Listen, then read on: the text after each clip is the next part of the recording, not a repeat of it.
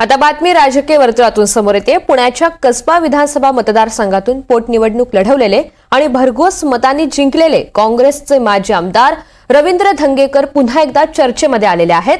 काँग्रेसचे धंगेकर लवकरच शिवसेना ठाकरे गटात प्रवेश करणार असल्याची चर्चा रंगली आहे। दुसरीकडे एकनाथ शिंदेंची भेट घेतल्यामुळे धंगेकर शिवसेनेमध्ये जाणार असल्याचं सुद्धा बोललं जातंय।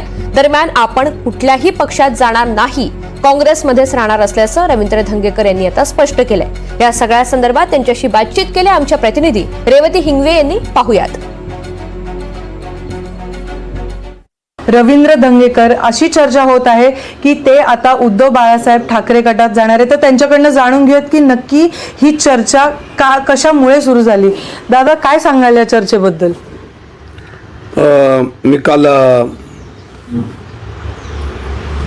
उपमुख्यमंत्री शिंदे साहेबांची भेट घेतली। ही वस्तुस्थिती खरी आहे, पण माझ्या वैयक्तिक कामाला मी त्यांना भेटलो। माझं कामानिमित्त मी बसलो आणि निघून आलो आणि शासकीय बंगल्यावर त्यांच्याशी मी बोललो। मी पब्लिकमध्येच गेलो, पब्लिकमध्येच भेटून आलो।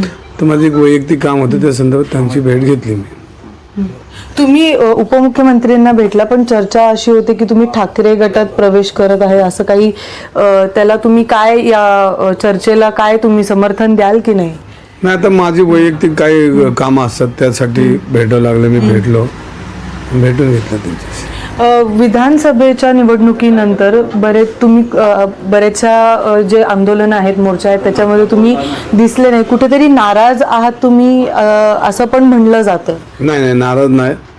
शेवटी निवडणुका झाल्यानंतर काही गोष्टी असतात, त्या गोष्टीसाठी जरा काही माझं वैयक्तिक बरीच कामं पेंडिंग होती, त्यानिमित्त घरगुती कामं बाकीची ती करत होतो। काँग्रेस सोडणार नाही तर प्रवेश नसता का झाला।